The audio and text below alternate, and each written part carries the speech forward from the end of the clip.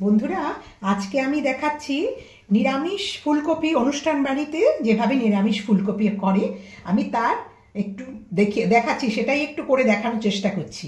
এখানে আছে ফুলকপিটা হাফ ভাপানো, মানে একদম গলাবেন না, একটু ভাপিয়ে রেখে দেবেন। তারপরে আছে, আমি এটা ফার্স্ট বলি, এটা হলো 2 টিস্পুন পোস্ত, 1 টিস্পুন সাদা তিল, হাফ টিস্পুন চাল মগজ, 10টা কাজু, 10টা কিশমিশ, 2টো কাঁচা লঙ্কা, যে ঝাল বেশি খান ঝাল দেবেন। এটা পেস্ট করা আছে। এখানে আছে 1 কাপ দুধ। এবার এখানে মশলাগুলো বলি।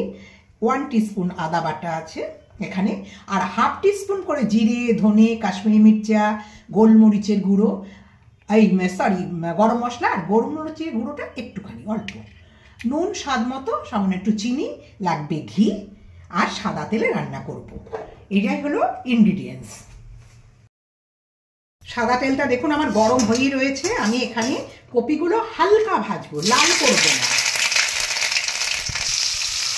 হ্যাঁ, দেখুন ভাজা হয়ে গেছে। আমি গ্যাসটা বন্ধ করে দিয়ে কপিগুলোকে একটু তুলে নিচ্ছি। এটা হয়ে গেল হালকা ভাজা। এবার আমি ফোড়নগুলো দিচ্ছি। একটা দারচিনি, একটা এলাচ, 2টো লবঙ্গ, একটা শুকনো লঙ্কা, আর একটুখানি জিরে, গোটা জিরে। এটা হলো ফোড়ন। এটা একটু ভাজা হবে। আমি গ্যাসটা বন্ধ করে দিয়েছিলাম, আবার জেলে দিলাম।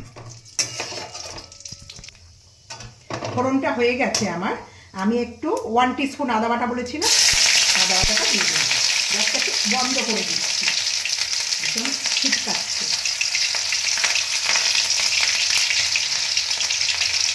একটু জিরে দিলাম হাফ টিস্পুন, ধনে দিলাম হাফ টিস্পুন, কাশ্মীরি মির্চা দিলাম হাফ টিস্পুন, সামান্য একটু গোলমরিচের গুঁড়ো দিয়ে দিলাম। এবার এটা নাড়ছি। এইবার দেবো আমি এর মধ্যে এই পেস্টটা, এই চাল মগজ, পোস্ত, তিল, কাজু, কিশমিশ, কাঁচা লঙ্কা, সব পেস্ট যেটা করে রেখেছি সেটা দিয়ে দিচ্ছি।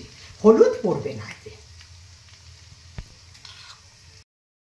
একটু মশলাটা কষাতে হবে।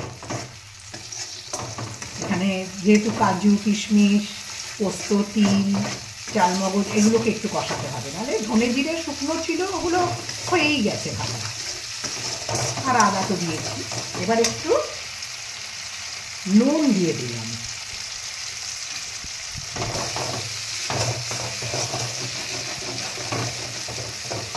এটা একটু ভাজা ভাজা হতে হবে, ভরে যাবে, এই জন্য বারবার নাড়তে হবে এটাকে। এইবার আমি যে জলটা এই কন্টেনারটার মধ্যে পেস্ট করেছিলাম, সেই জলটাকে আমি দিয়ে দিচ্ছি ধুয়ে। এর মধ্যে আমি কপি যে ভেজে রেখেছি হালকা করে, সেটাও দিয়ে দিচ্ছি।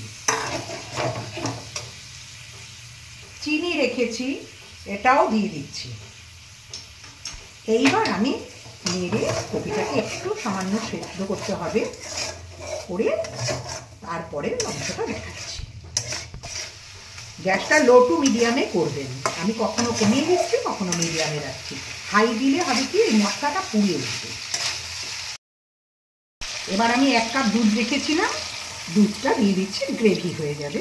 দুধটাকে একটু টানাবো, তাতে কপিটাও একটু সেদ্ধ হয়ে যাবে।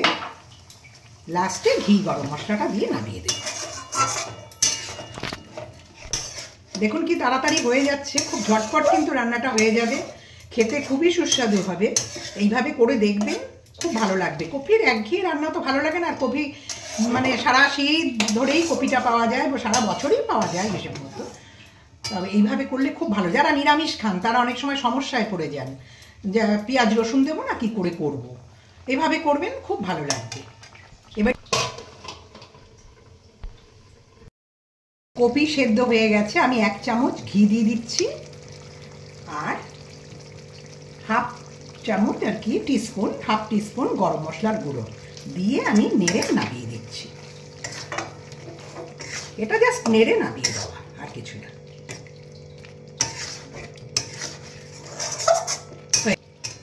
রান্না আমার কমপ্লিট হয়ে গেছে।